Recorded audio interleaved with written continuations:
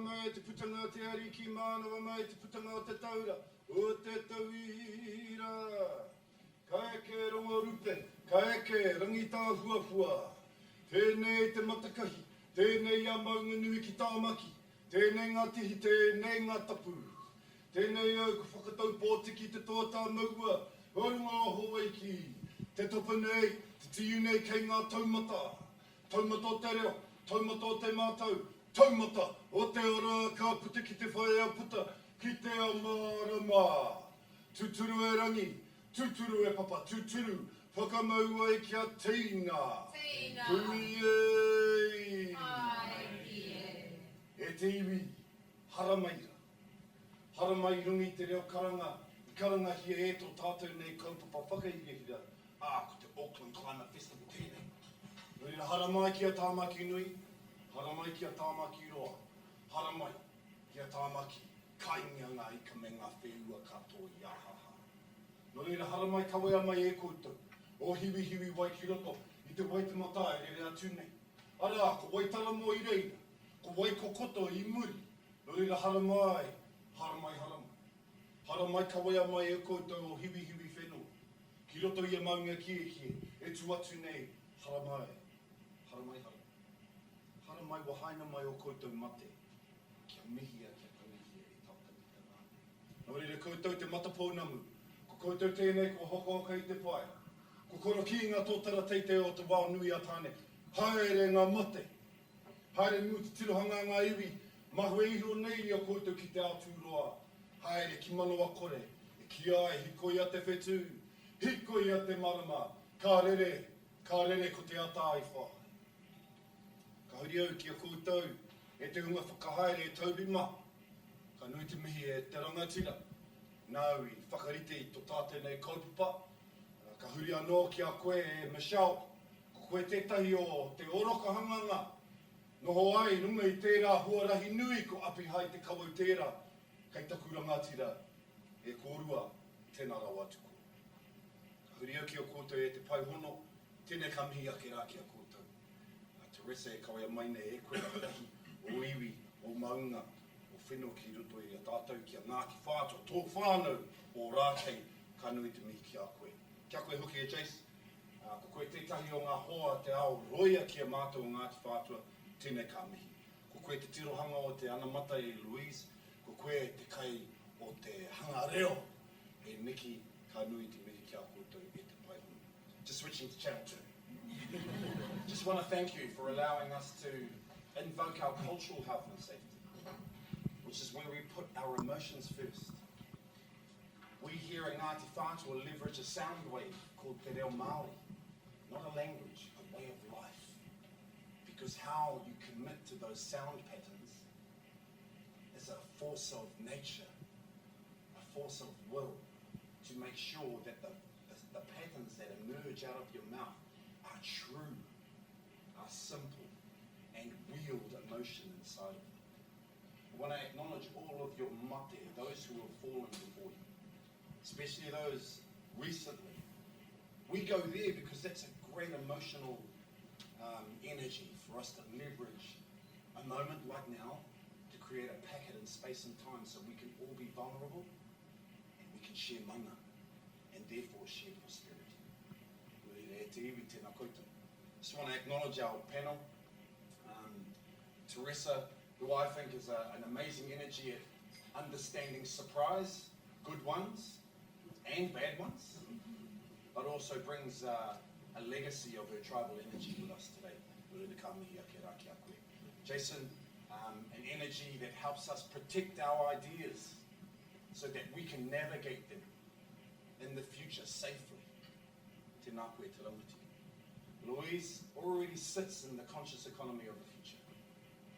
And we need to map our way to that future really fast. Here we have a student of that future ready to help us. And Nikki, who creates language out of light waves and sound patterns. Why? So that we can create value, so that human conscience can coexist eternally. It's intergenerational. Is the only strategy. Toitū te whenua, toitū te moana, whakangaro ai te tangata. While we all go, the land remains, the ocean remains. No reira, kāre roa te huka ngā kōrero. That's enough from the oxygen stingo of Ngāti Whātua. It's my privilege to stand here and evoke these sound waves so that we can share and blend our mana together. No reira te iwi, kāre roa te huka ngā kōrero. Kei aku nui, kei aku rahi, kei aku puna whakaora ki te ao. Tēnā koutou, tēnā koutou huri, huri huri noa, tēnā tautoko. He aha te hau, He aha te hau, e ra wāra mai, he tiu he raki, nā ia mai te pū, pūtaraki hiki utai, tiki nā tu e au, te kōtu ko ia te pō whakairo kātū, ki wai te mata, i oku hoirangi e koki. This is, if Te Ao Māori had an Excel sheet, this would be our oldest Excel sheet. On it is data that our ancestors left for us, so that we can navigate any future that arrives. In this waiata, if you feel like you belong here in Auckland, this waiata belongs to you. So learn it. It talks about the relationship between the wind, between the waitemata, between the vision of ancestors, of blended cultures who wanted to see a future where we shared that mana and shared that prosperity. Koia ko tātou, ki roto i tēnei wahanga, orere te iwi. Tēnā rā koutou katoa. Ka tukunei au te rāka kōrero ki a koe e tauri. Tēnā rā watu. Ngā mihi nui. Thank you. Ka pai. Tēnā koutou, katoa, everyone. Good morning and thank you for being here bright and early on this amazing day. Ko Tobias Tripp tuku ingoa, ko te kai whakaere whakatauranga o Toitū Envirocare. My name's Tobias Tripp and I look after our marketing and brand at Toitū Envirocare, and I'm thrilled that you all turned up in person, and for those that are in the cameras virtually, we appreciate it. It's a delight to have you here for our panel on exposing greenwashing and looking at credible claims, and we've got a great lineup that I'll come to very shortly. We have a whakatauki at Toitū Envirocare, and it is Toitū te whenua, Toitū te mana, and Toitū te Moriora, and that is to hold fast to the land, hold fast to our people, and hold fast to all living things. And I think that really embodies what we want to achieve in today's discussion and give principles, integrity, and transparency to how we go forward and use, as Te Ara had said, our wavelengths of communication. So it's really important, and it's part of Auckland Climate Festival, this event, so we're really excited that we can bring everyone together as part of that collective effort. A bit of housekeeping for us all, the boring bits out of the way. We're not expecting a fire, but should we have one, where you came in, you can follow around to the right, and there are doors down a stairwell. Our staff will guide you there. If you need the toilets, they're also out there, so feel free to come and go as you need. Right, what we really want to get to though is who we have on this panel, and before I do that, I'd just like to acknowledge as well, in considering our connection to whenua and whā and wai, the land and waterways that surround us. And you might know that today's event is located in the Waitemata Harbour and catchment, and I'd like to acknowledge that, acknowledge the communities in the catchment and around us, and that's really important for us in today's event, as well as the waterways that traverse it. But without further ado, we've got great people line up here, and I'd like to first invite Nikki Wright here from Comms to introduce herself. Say hi. Good morning, everybody. Tēnā koe. Ko Nikki Wright tōku ingoa. I am the Managing Director of Wright Communications. We're a communications agency based in Shortland Street, just around the corner. We've been tracking for 17 years, helping companies tell their sustainability stories in a credible way. We work with large corporates. We also work with charitable organisations. We are a B Corp, and that was a very challenging journey, but very worthwhile. We are, of course, also Toitū certified and have been since 2012. So this is a very authentic engagement for me to attend today, and I'm really looking forward to your challenging questions. Brilliant. Louise, would you like to introduce yourself? And I believe congrats are in order for a finalist in the Sustainable Business Awards this week. So, Sustainability Superstar. Round of applause, everyone. Thank you. Thank you. Tēnā koutou, ko Louise Nash, tōku ingoa. I'm the CEO and founder of Circularity, and for the last 5 years we've been working across businesses and government in Aotearoa, helping them become circular.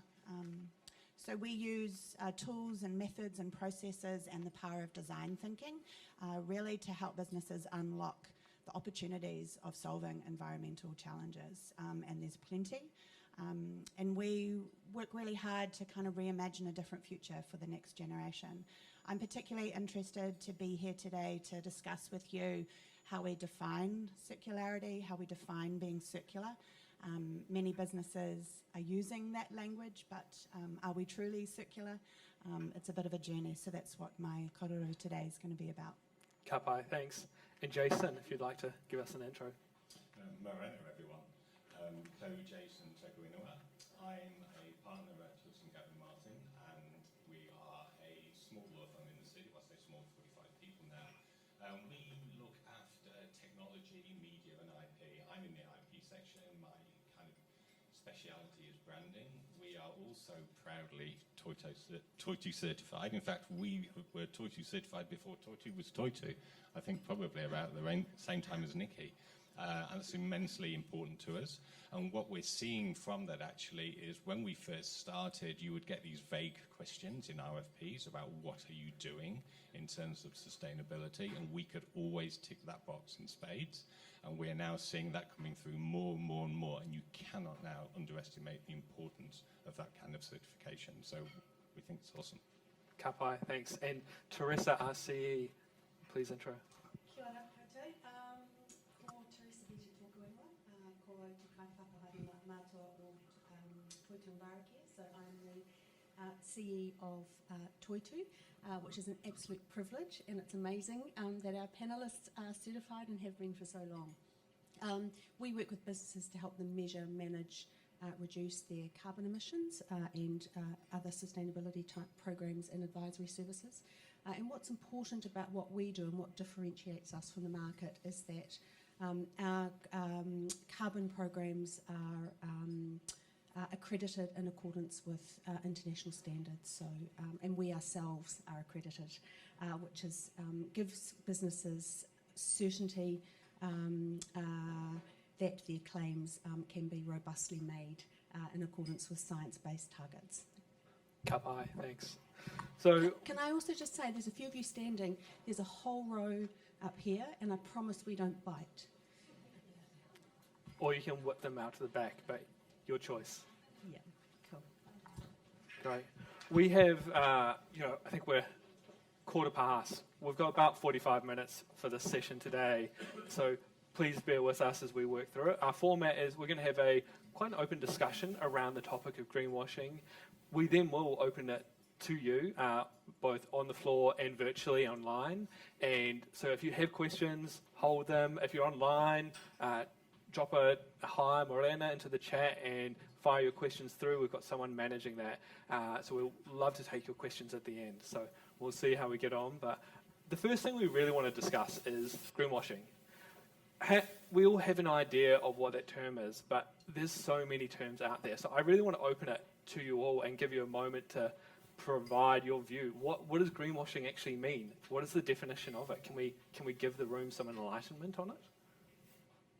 Sure. I'll kick off. Great. The term greenwashing was coined actually back in the 80s. And there was an environmental activist, Jay Westerveld, and he was doing a research paper in Fiji. He was staying at the Beachcomber Resort, and he noticed a sign which basically said, for your dirty towels, let's reuse them, which is quite a common thing you still see today. However, he was quite dismayed by that because he could see a lot of construction happening at the resort and the expansion, which was degrading the coral reef. And so he said, it's, it'll all come out in the greenwash. And so that was sort of the origin of that term.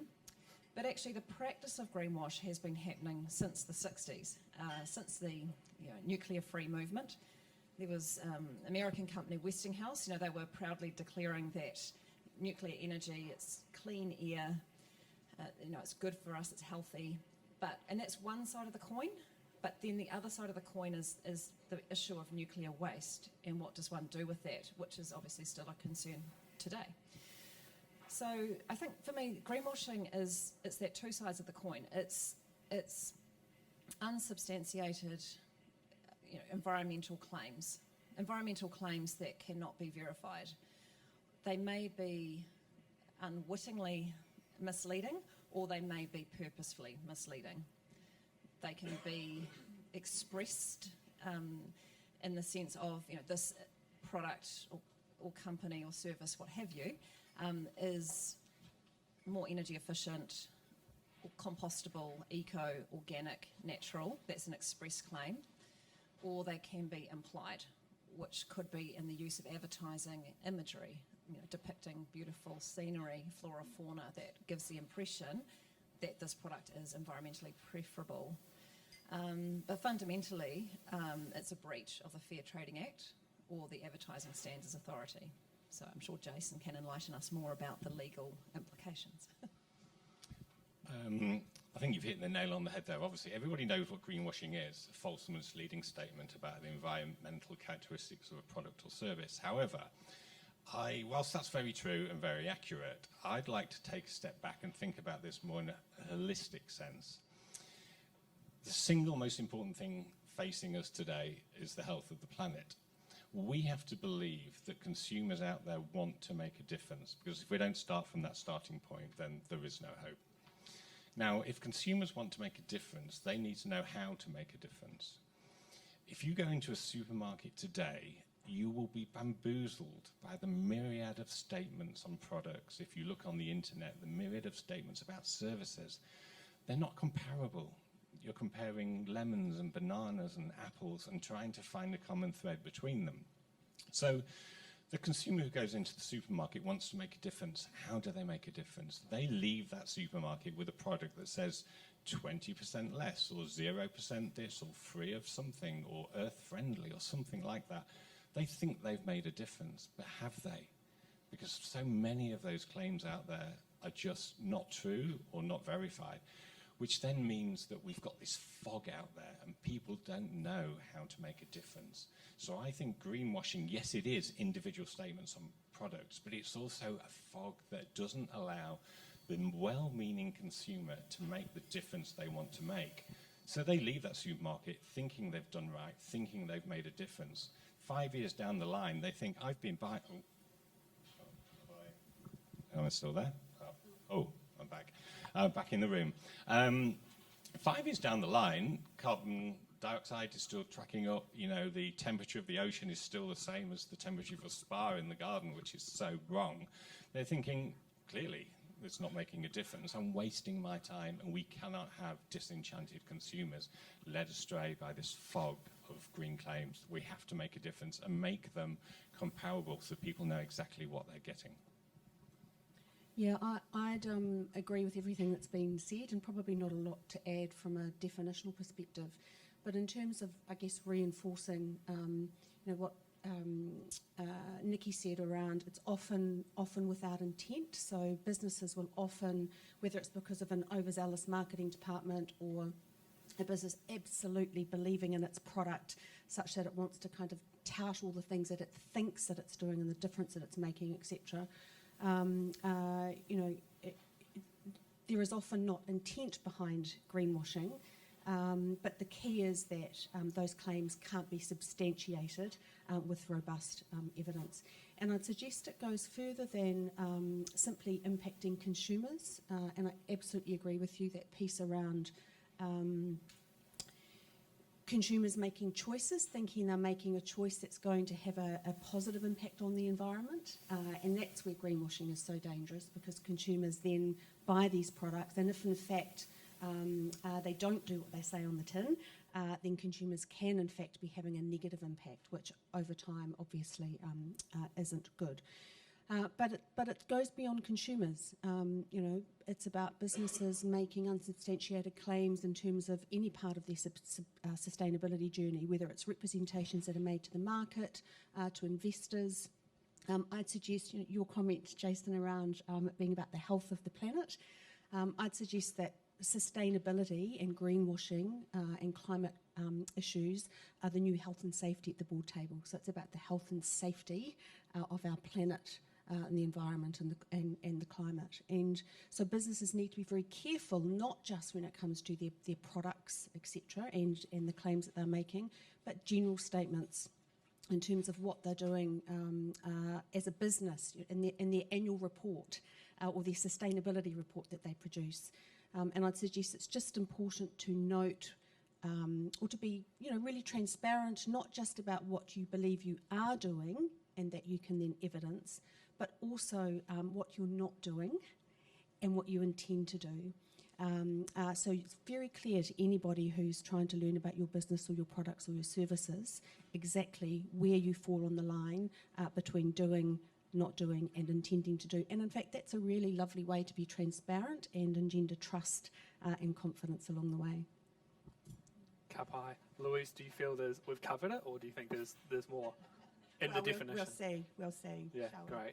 I think there's a lot there, because you have the consumer, you have the wider impacts and the intent, right? And then you also obviously have the intent to build and design and take a competitive advantage. So that's one thing that I wonder, is that also part of the definition coming through in greenwashing is trying to leverage, you both touched on it, on using it to push your product and your agenda into the marketplace and get that front line in the consumer supermarket as well. Is that part of it?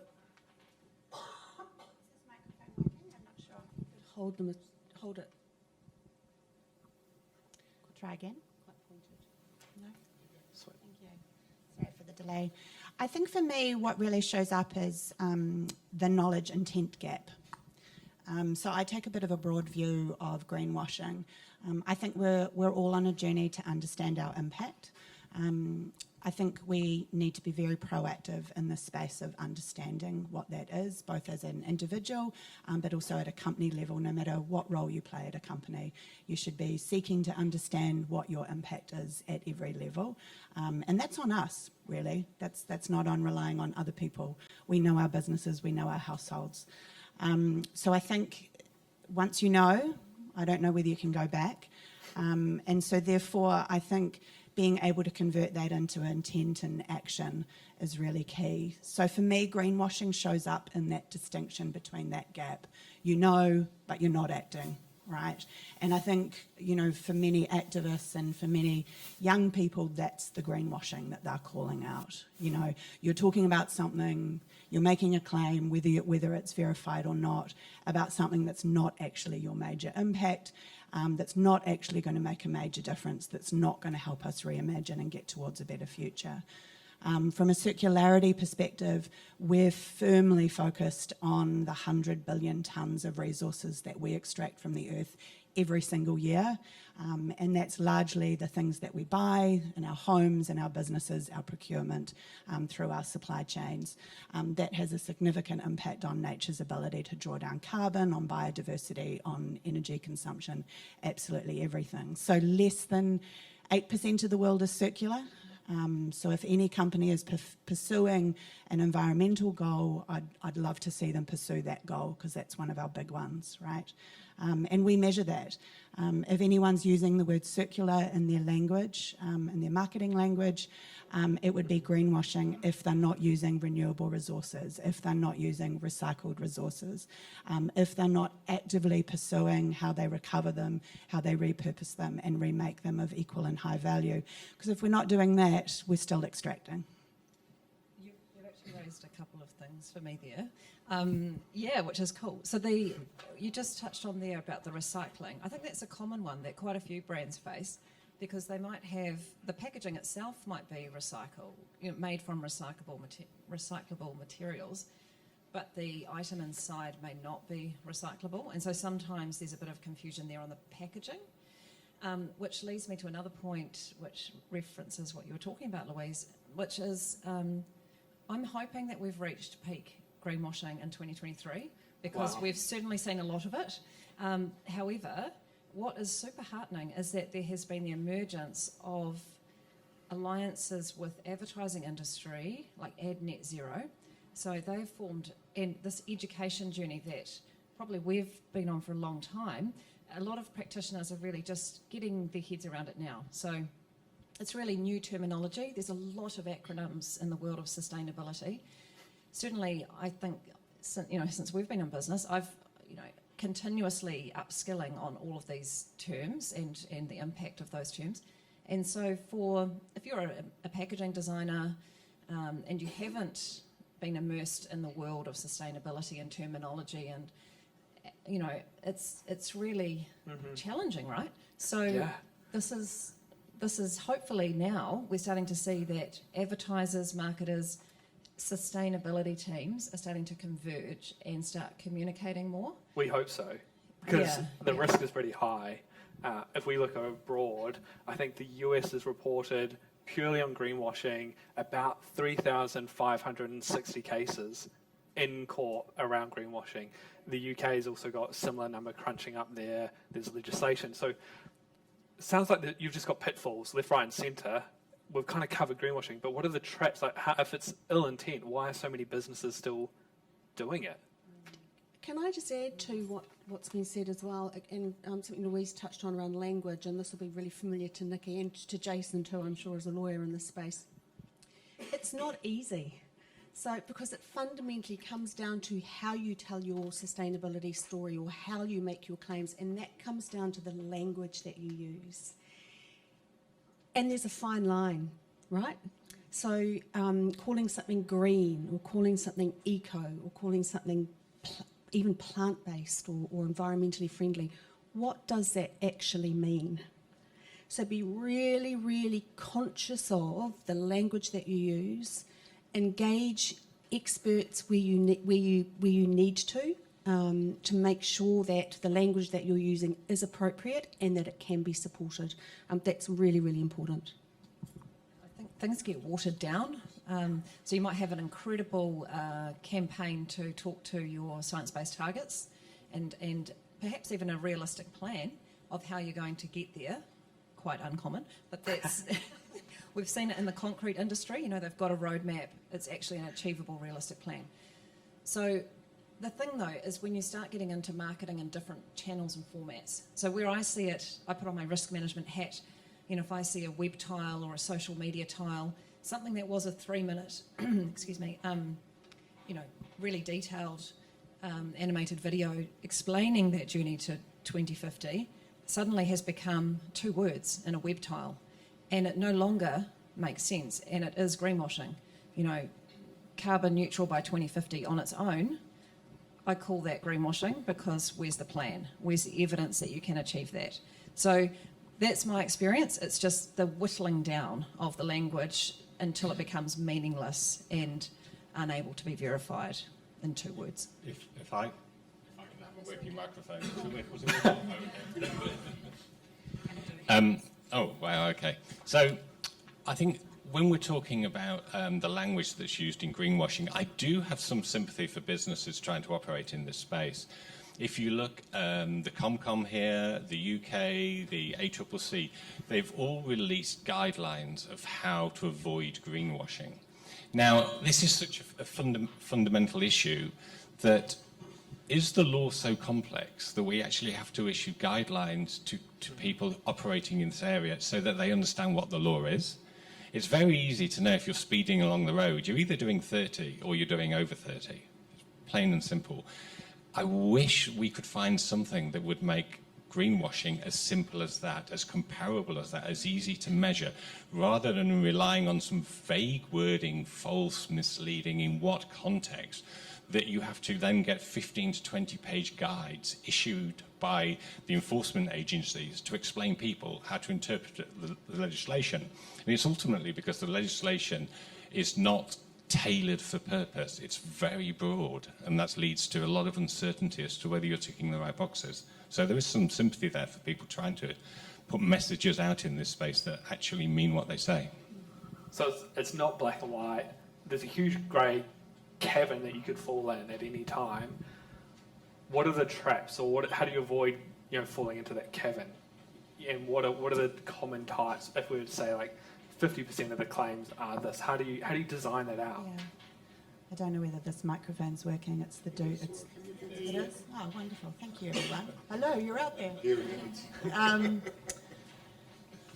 Yeah, I think the oversimplification, there's two drivers that I think that for how things show up on PAC or in messaging, and one of them is the belief that we need to make it simple so people can understand it, and you've got very limited space to communicate it in, right? So those are almost functional drivers.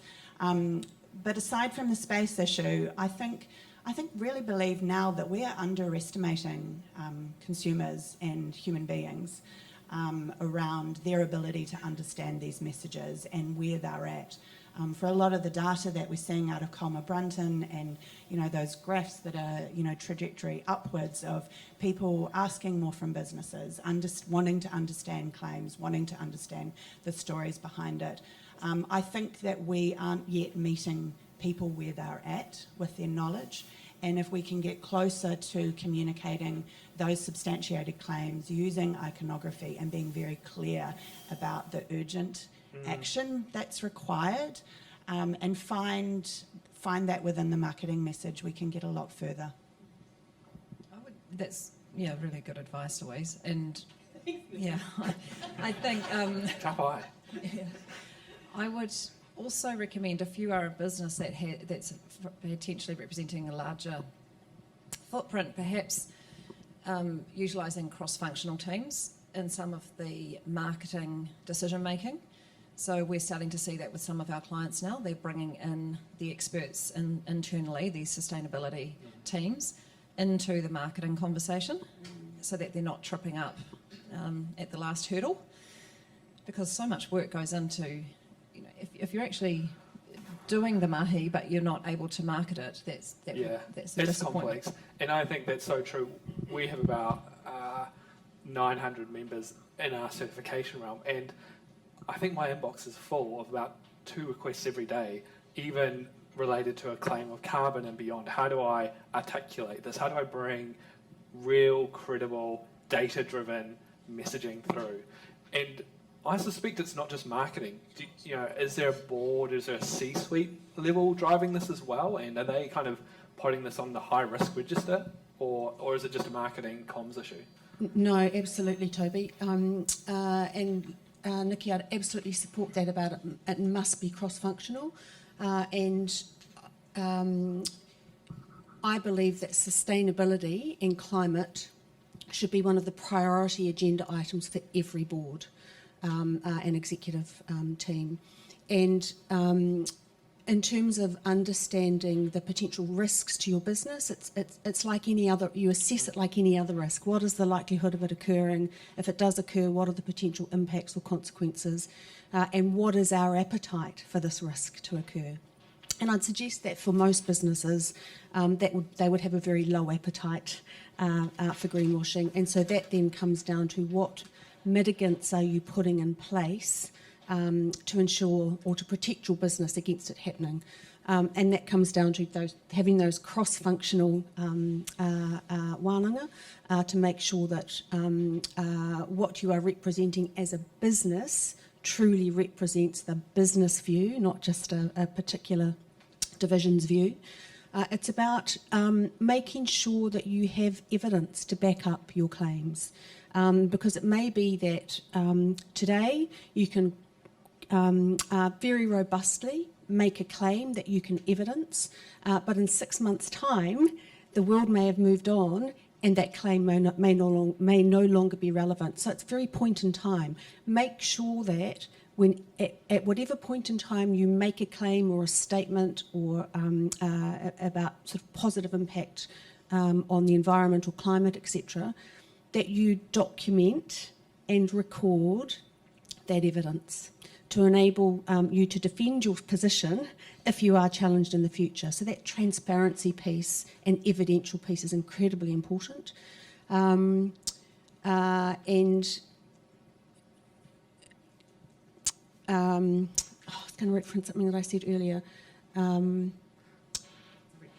risk? Or Yeah, so the potential consequences are really can be quite severe for businesses. So they can range everything from regulatory breach and potential fines through to loss of employee, client, consumer, investor, general market confidence and trust, which can ultimately impact your social licence to operate.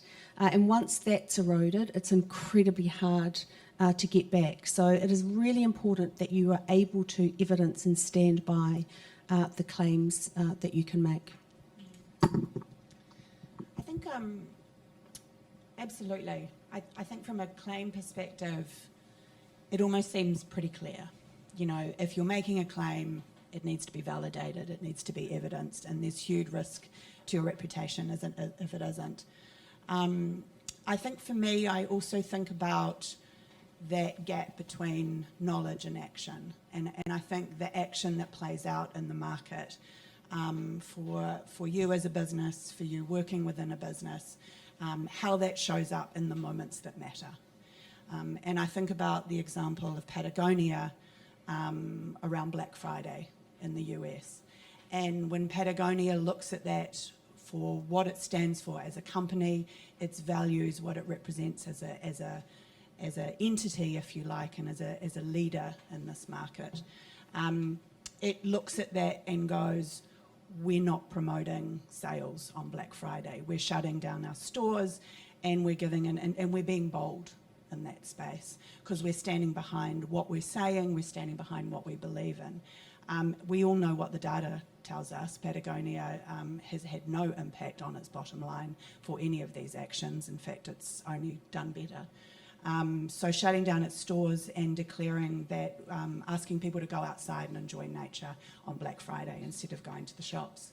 I think that's as potent as any claim almost that you can put on because it's giving a signal to people around the things that matter, and it's inspiring people to do and take action on their own and support that. They're amazing, aren't they? I know they also close their stores down on election day so all their workers can engage in their democratic right to vote. So something that you just mentioned then as well, I'm just thinking another example.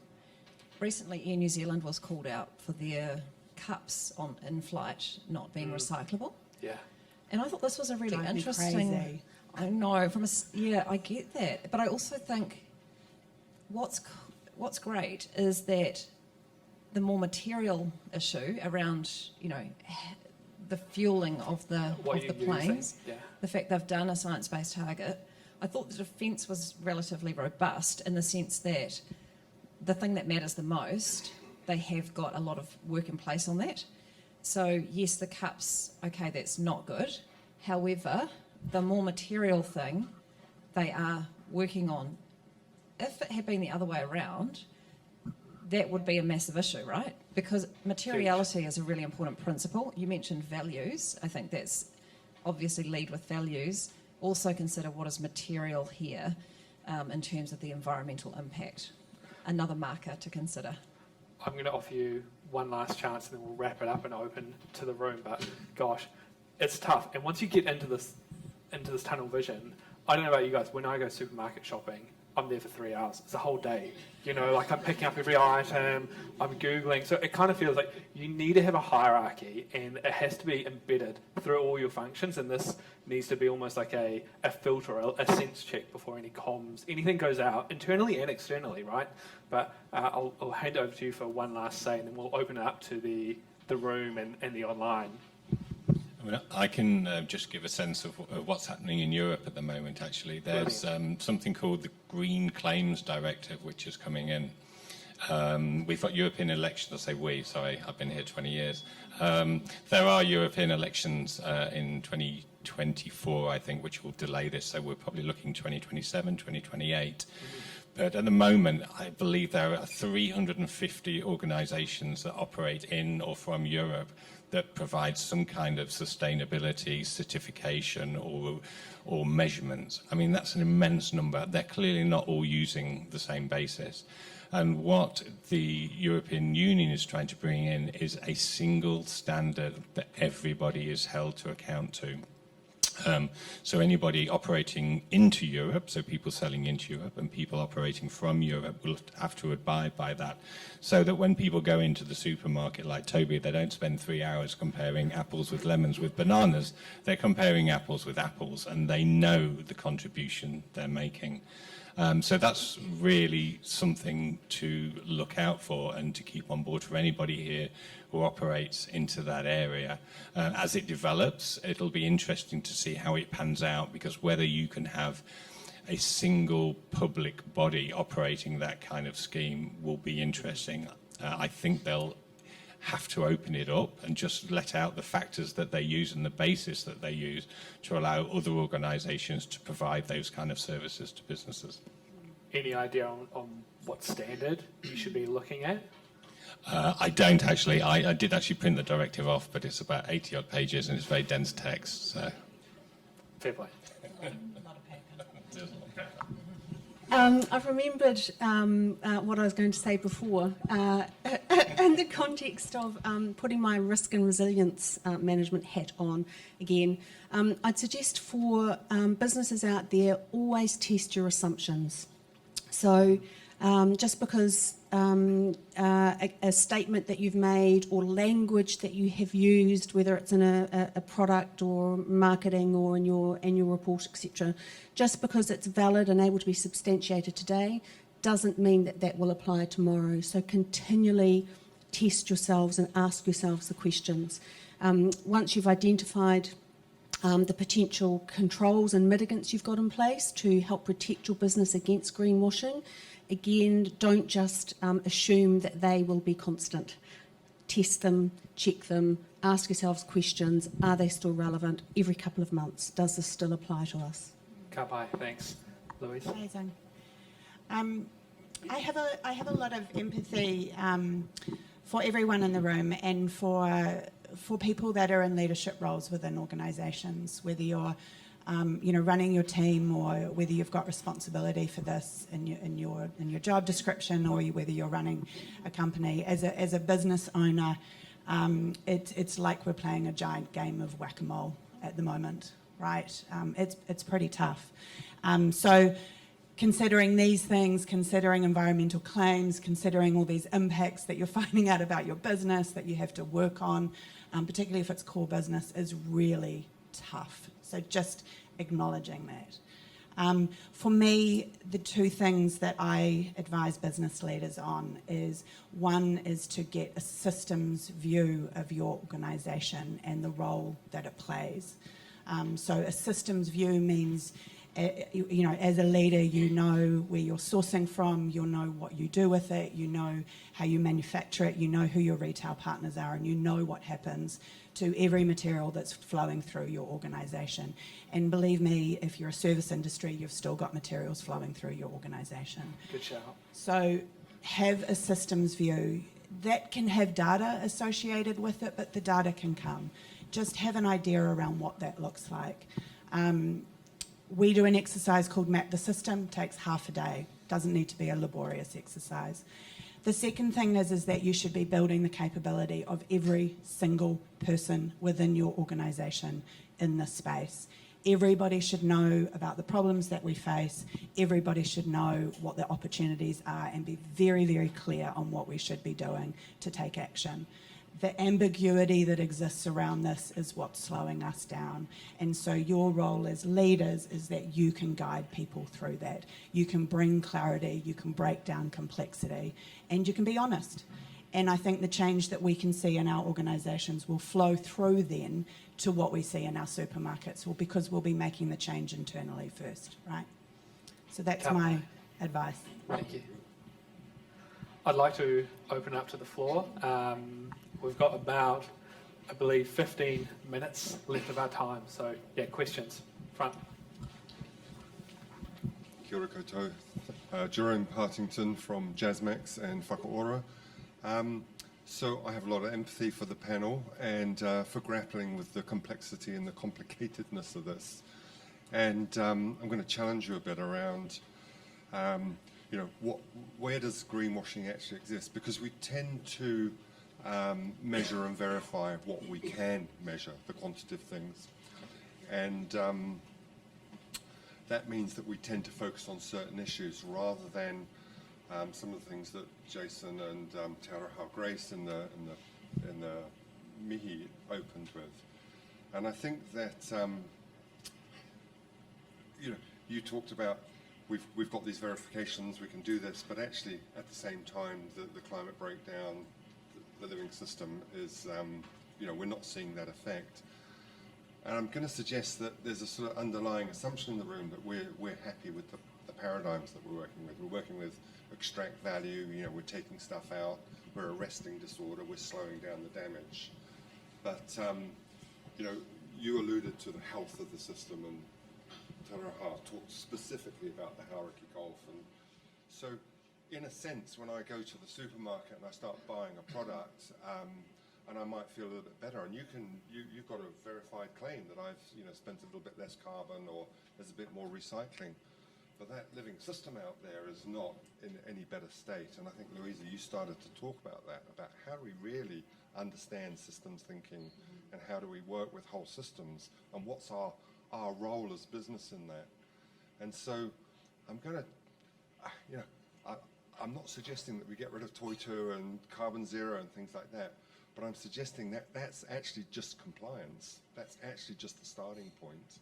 And we need to start thinking about how do we, play our role as businesses, and how do we measure the effects that we have, that we really know that the Hauraki Gulf has the right level of, whatever, petrels and, red-billed oyster catchers and da-da-da-da-da. So there's some real challenges, because if we're not careful, if we're not considering really the whole living system, do we not just reinforce the problems that actually we're trying to alleviate? Thanks. I'm going to kick this off. That's a really great question. And a couple of things. One, I don't think any of us are happy with the state of the environment or the way it's being addressed. It's too slow. It's not fast enough. We shouldn't have got here in the first place, but we have. So, to your point, what do we do about it, and how do we speed that up?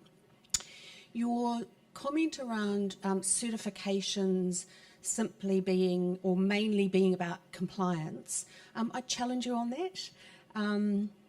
Certainly Toitū certifications, you cannot become Toitū certified unless you've evidenced reduction, and reductions in accordance with science-based targets, etc.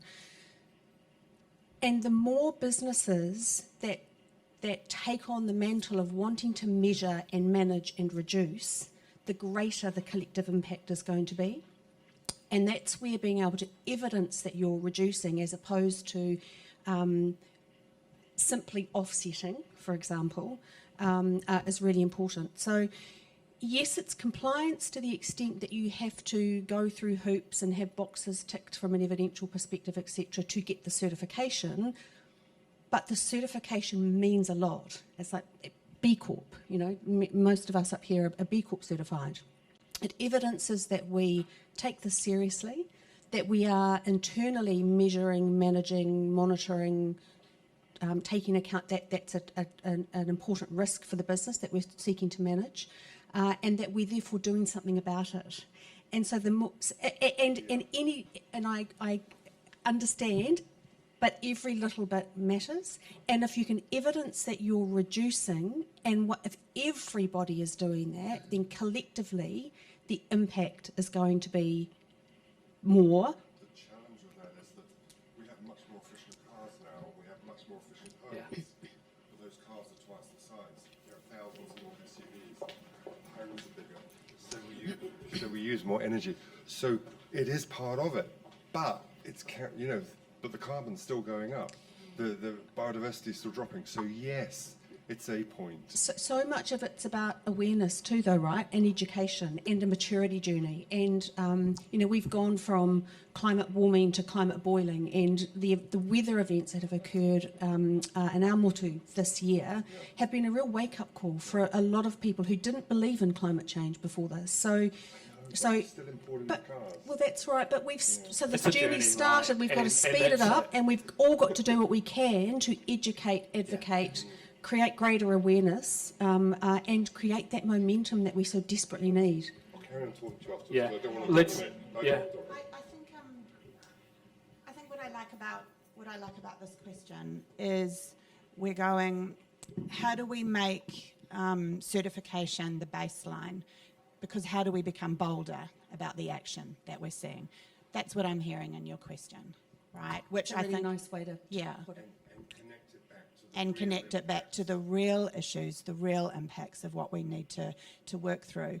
And I reference someone that I did work with. We run X Labs, a circular economy lab, and I had a group of Māori leaders from West Auckland come through the program to explore what a circular economy might look like for them. And they were absolutely adamant that if we didn't heal people first, we couldn't heal the planet. That this is the healing of ourselves and our connection to the planet, the recognition of the importance of it. And that's the journey that we need to go on. And, that still gives me goosebumps because I still connect into it. And I think about it every day when I work with individuals and organisations. I think about it's our healing. Thanks. Can I open up to any other questions?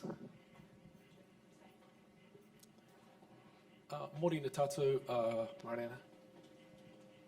ngā mihi ka koe. Rick Osborne from Ramsgate Advisors. We've got clients in the steel sector, so infinitely recyclable. And can I just mihi to the concrete industry for their roadmap to 2050? It's something that the steel industry is looking to replicate, so big mihi to that. And I'm a former chair of the Advertising Standards Authority, so interested in that. A question for Nikki, if I can be controversial and say that it's not PR's role to tell the truth per se, but to interpret the truth. Can you explain and reconcile some of the tensions that you have with clients with some of the claims that they may wish to put forward, knowing how that might be received or perceived by regulators and customers in the public? Thank you, and tēnā koe. I personally love putting the black hat on and playing that challenger role. So for me personally, consulting with clients, that is actually my go-to, is to be the risk manager and to point out the perhaps limitations in certain claims.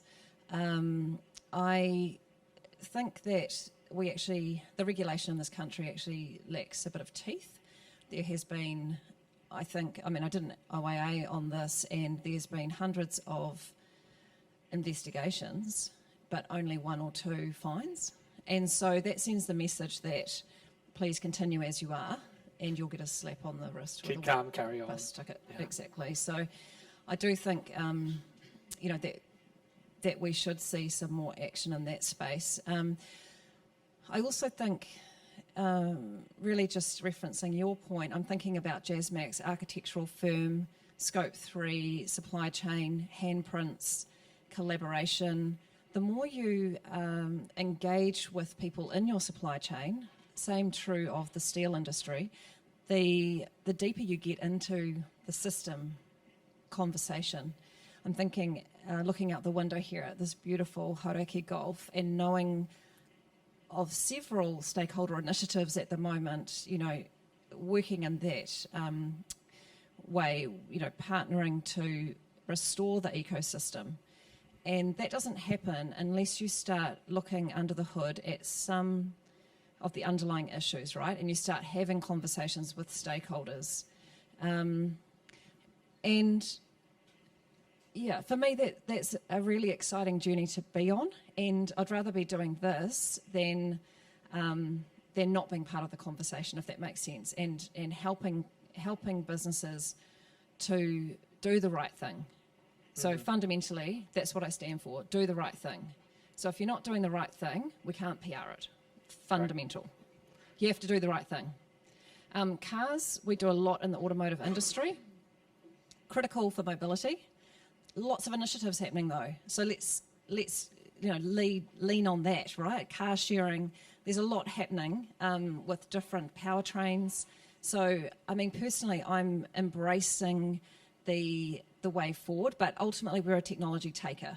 So we do rely on global supply chain systems.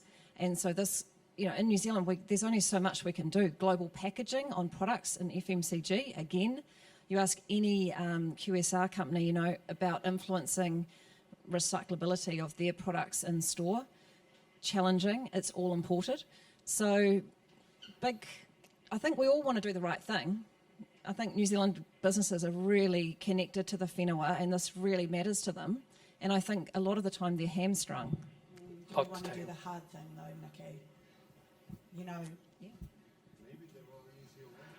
I think we've got another question in the crowd. Kia ora, Frederick Conker, Beam Mobility. Thank you for your comments so far. Across industries, we're seeing somewhat of an arms race in this space, whether from climate neutral to positive to various standards upon standards. There's definitely value there, but there's a lot of overlap. A lot of this is also fueled by offsets, which we've had a bit of talk about credits so far, but consumer confidence in these products are probably at an all-time low, particularly after recent issues. How can we restore faith, and should we try and restore faith in this sort of service, or should we really be focusing more on what we can do in the reduction space? Love this question. Do you want me to give that to you, Teressa, or I can handle? Yeah. You go, Tobes, and I can. Yeah, great. Look, hot topic. Everyone wants to talk about it.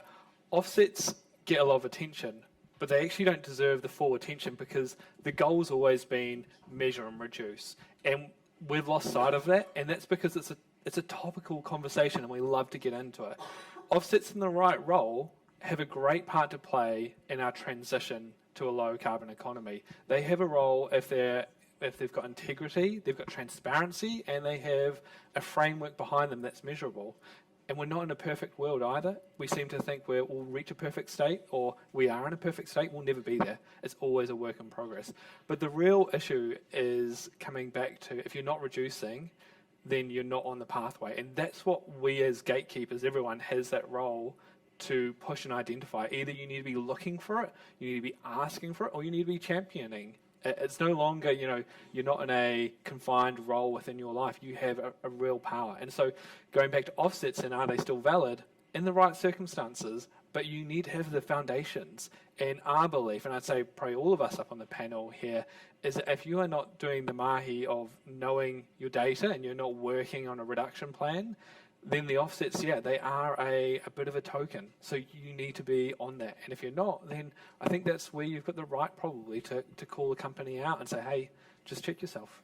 Yeah, if I could just kind of bring that back to where we are now with green claims, there's two sorts of entities that exist. There's the ones that have done the hard work, have changed their position, have created something that genuinely does cause less harm, and they can make claims about that. And there's the ones that haven't. They've just thought of some fancy wording that continues to let them doing what they're doing, and they aren't being called out on that. And that is the real crying shame of the fog of green claims that we have at the moment, is it becomes actually quite hard to recognise those who have done the work, and they're not being rewarded for it. Yeah, great. I think we've got an online question coming through. Yeah, a question from your wife, actually, Jason, at Ecotricity. So I don't know if you've set that up. Is this for public consumption? What's for dinner tonight, Jason?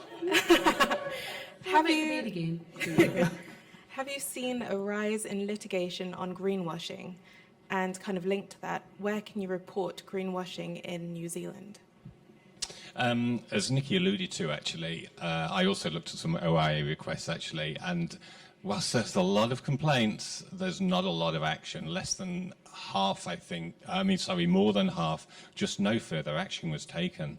And so that makes you think, is the Commerce Commission too busy, just not interested, or is this too small fry for it to take? There are very little teeth in the legislation we have here and the body that's set to run that. I think that has to change for one, because people need to be held to task over this. Litigation, again, very few and far between. Occasionally you get competitors having a go at each other, but if you look at who the ComCom have actually taken to court, then I think it's Fujitsu in the last few years. Yes, again, aiming at a big entity, but are the big entities the sole problem? No, they're not. It's the small entities as well. And if you look towards Europe, the US actually, and VW, and what they were doing to hide their emissions figures on their vehicles was horrendous, made world news. That's the kind of call out we should be having in respect to people who do this. It's a serious issue, and I don't think it's given it's not given the amount of attention it should be, really. I really don't. I'd agree with that. And when you think about the fact that the Volkswagen issue resulted in something like $31 billion worth of fines and lost revenue for that business, that's an incredible amount of money that could have been better spent towards having some sort of positive impact on the environment, right? So there's a responsibility for the legislators and the regulators to actually, A, have a framework that has some teeth, but B, to implement it and enforce it in the right way. And perhaps that's a maturity issue as the regulators are stepping into this space, which is becoming more and more prevalent, unfortunately. But it does need to change. Otherwise, businesses are just going to keep getting away with it, whether or not it's intentional or not. Yeah. I talked about the green claims earlier in the EU, but of course, everybody who's against that is saying, but ultimately the cost of compliance will be pushed onto business. This is billions and billions of dollars of compliance costs. But we're saving the planet here. I mean, ultimately. So, yes, there will be a cost. There's going to be a cost, but it won't be as big as the other cost. We're saving our survival on this planet, I guess, too, right? So, for me, I guess I think about how businesses show up in the market, if they have these claims, but also I think about if I was a business and my competitor had a claim that I wanted to prosecute and what that would look like for me and whether I would go forward with that. I think about that journey, and I also think about the bigger goal, which is accelerating our progress. And I think the best examples are of that, of when a competitor knocks on the door of another competitor and says, hey mate, you've got that your packaging is recyclable written on it when we both know it's not. How about we work together on making that a reality? And I think that could be considered an action to addressing greenwash as well, and might be one that accelerates our progress towards greater goals, that kind of collaboration across industries and systems. And there's a great example in the jean industry where all the jean manufacturers got together, they worked out what a circular jean would look like, they prototyped it, blueprinted, made that the baseline for everyone in the jean industry, and then everyone who produced jeans is going to work off that blueprint. They could have spent a lot of time, forgive me, litigating, but instead they went, how do we hold hands and redesign it to be better so none of us need to be trying to make false claims? I think that's what I've seen anyway in the last decade, is just tit for tat, particularly in certain industries. Cleaning products, one will file a complaint, then the other one will file a complaint against the other. So the ComCom gets quite busy investigating these things. And energy sector would be another one. You see a lot of defence out there for certain investigations. So yeah, we know that there is stuff happening, but it's just not resulting in anything that is terrifying enough. I don't think businesses are afraid enough at this point. That would be my sense. And that collaboration is going to become increasingly important. And it's a tough line, right? It means businesses taking a slightly different approach to the market, as opposed to thinking about their peers in the industry as competitors. It's about actually we are going to be able to have a much bigger impact in a positive way if we act together than we might all do if we act alone. So taking that sort of more of a co-opetition mindset as opposed to competition mindset, and looking to work together as much as you can to find common solutions for all, because the planet and the environment will be the winner at the end of the day. Can't lie. Yeah.